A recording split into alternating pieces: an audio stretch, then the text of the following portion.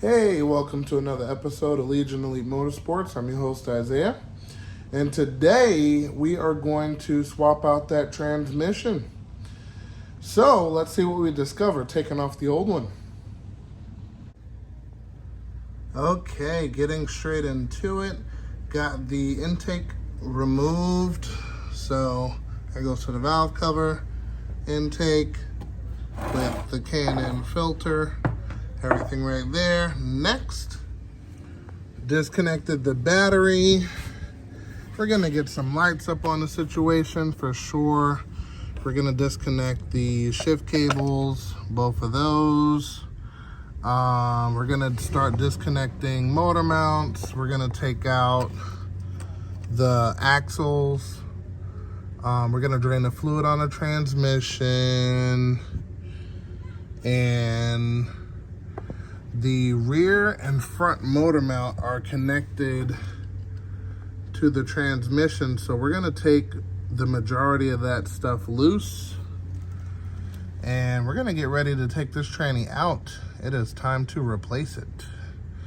All right, so yeah, let's knock some of this stuff out and keep it moving forward. All right, so busted the axles loose, so that's good to go. Next, we got to take out this upper wishbone to pull the axles out.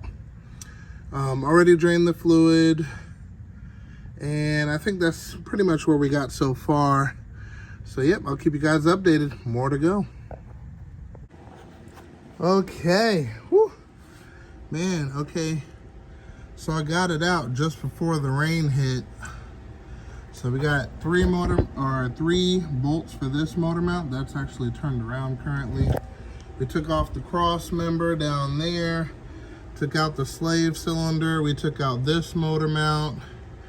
We took out all of the bolts that hold in this 2 for the starter, the remainder for the transmission. We took out a 12 and a 10 at the bottom that hold the flywheel cover, and boom, it is out.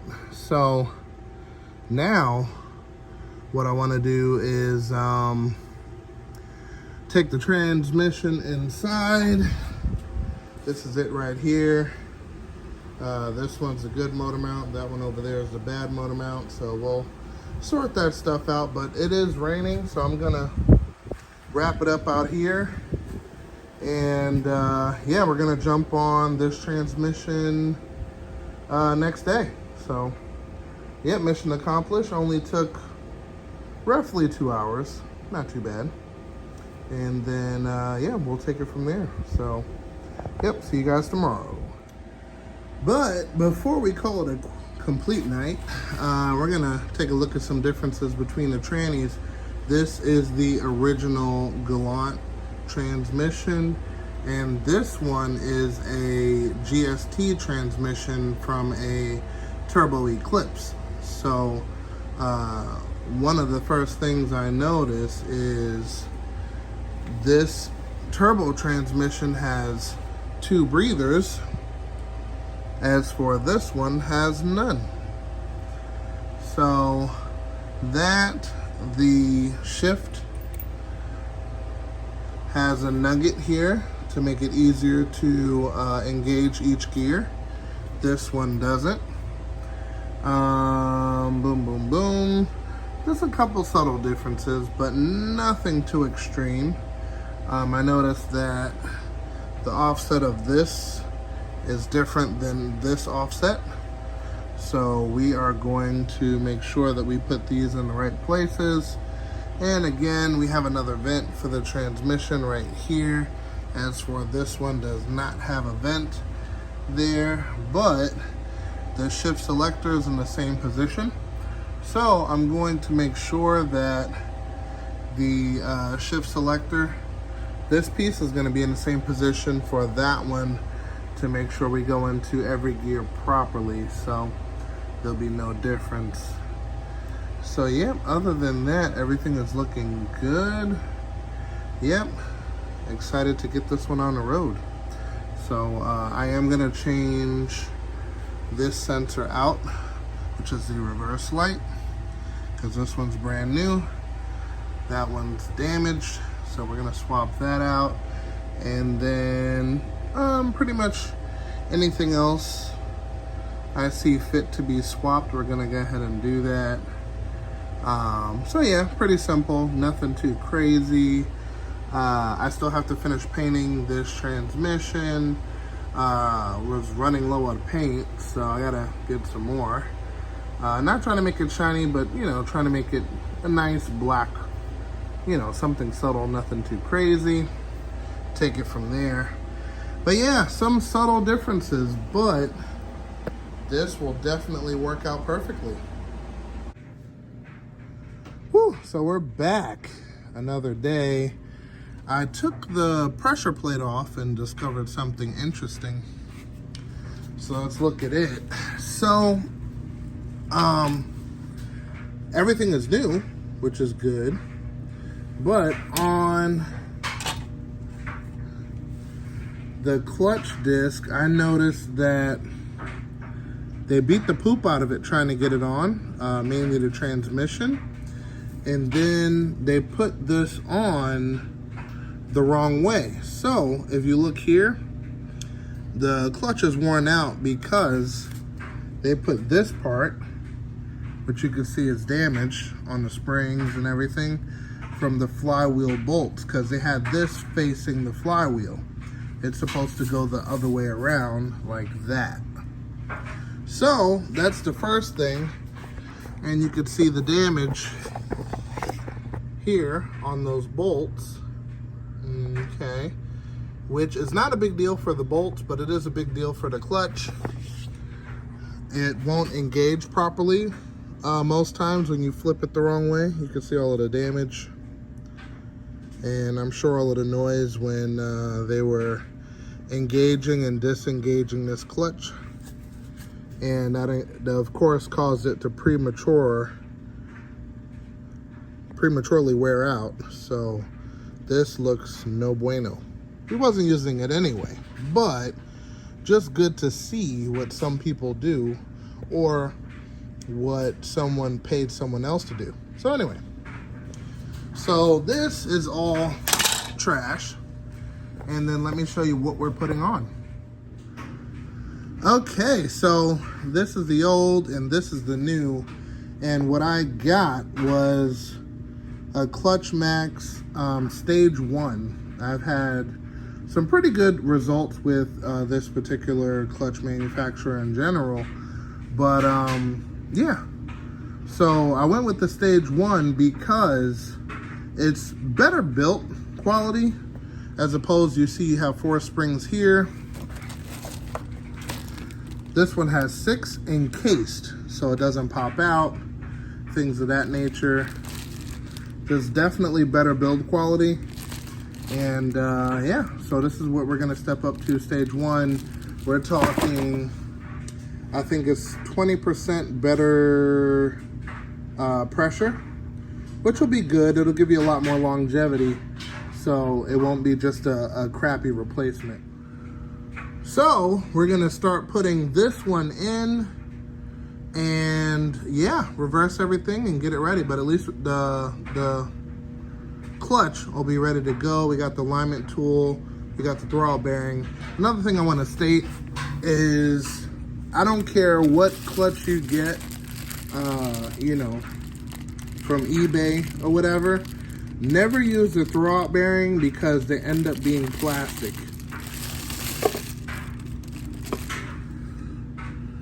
Yep, plastic.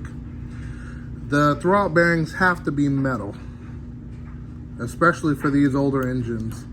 And this is plastic inside here. So basically the issue is that when this heats up, it changes shape, and then you get a rattle from this. So you cannot use it. It has to be an original coil unit, which usually is around about 40-50 bucks. Or if you get it from AutoZone or one of those places like that, they actually come with the proper bearing that has a lifetime warranty. So yeah, you could do that. This clutch, old one, was purchased from O'Reilly, so the throwout bearing that it has is the proper one, so we'll keep that because there's nothing wrong with it. But having a clutch in the proper position will definitely help too.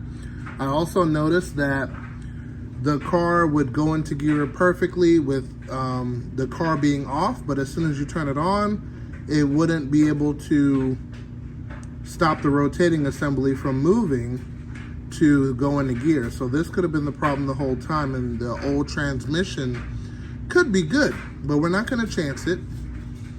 We don't want to double up the work. We're just going to swap out the tranny to a turbocharged GST tranny and take it from there with the proper clutch. So we're going to get this stuff put in and take it from there. So note to self, you could buy the clutch and use everything in it except throwout bearing. Get the proper throwout bearing. Alrighty, let's put it in. Okay, so next thing is preparing these transmissions. So this is the one that was in there, and this is the one that I'm putting in there. So only thing I changed was this shift lever from that one, which was over here, to this one, because I did notice it's slightly different. Not much, but slight. And then after that, I put the fork and everything that was in here over here with the throwout bearing and everything on properly, because I noticed when I took the throwout bearing from here, it was loose and it wasn't on there properly. So had that fixed, and that's pretty much about it. I changed the sensor to the new one, and that's it. Also, before I forget, I had to change this out because this one that was in the car had the piece that goes here. So I put it over here. All right, and then next I took this. This is the one that was in there, and then this one had this in here, and I looked at the block, and the block already has it. So imagine you're trying to put the transmission on and it won't go in no matter what you do, and this would be the reason why. So I made sure I took this out by any means possible, as you can see, and boom, that's it. So now I shouldn't have any problems. It should go on there properly. Make sure this metal fork goes all the way down, like all the way down. So let's zoom in real quick. All the way down in that square hole, okay? If it's sticking out, it will fall out. And you don't want a rattly throwout bearing, so make sure you put that back exactly, okay? So that, and yeah, I think we're ready to put it in. All right, let's get to it. So back to the car, and yes, it's dark again. Time flies when you're having fun. But back to the car, I put the new pressure plate on there properly this time with the alignment tool. Everything is in there perfectly. You want to make sure that this comes out easy. If it's hard to get out, the transmission's going to be hard to put in. So note to self, make sure that that goes in and out properly. And then, yeah, time to reverse everything that we did. So let's at least get the transmission up, and then we'll start tightening up bolts as we go along. Okay, so everything is connected back except the axles and things of this nature here. And I'm going to show you guys why. So these axles, if you count the splines, they're actually 25 spline count. This is a 97 Eclipse GST transmission, which is 27 spline count. So, and then on the output here, it's still 25, and the 25 fits the original hub. So all you have to do is purchase some 95 to 98 GST axles for manual transmission, and boom, everything comes together perfectly. So with that being said, we have the axles in, and the next what we're going to do, or what has already been done, is This little nugget right here has been cut off so it doesn't rub the bottom hose. So that's a common thing that a lot of GST people do. They remove that so you have more room for the hose. So that just was done. You see the nugget is down there on the floor. And yeah, so all we have to do is wait for a couple of pieces to come in and this car will be back to driving. So yeah, that's pretty much about it. All right, so waiting for parts. And with that being said, we're gonna call it an episode there. Hopefully you guys enjoyed and found this information helpful in some way, shape, or form. But with that being said, I will see you guys next time as soon as we get some more parts in. And remember guys, knowledge is power.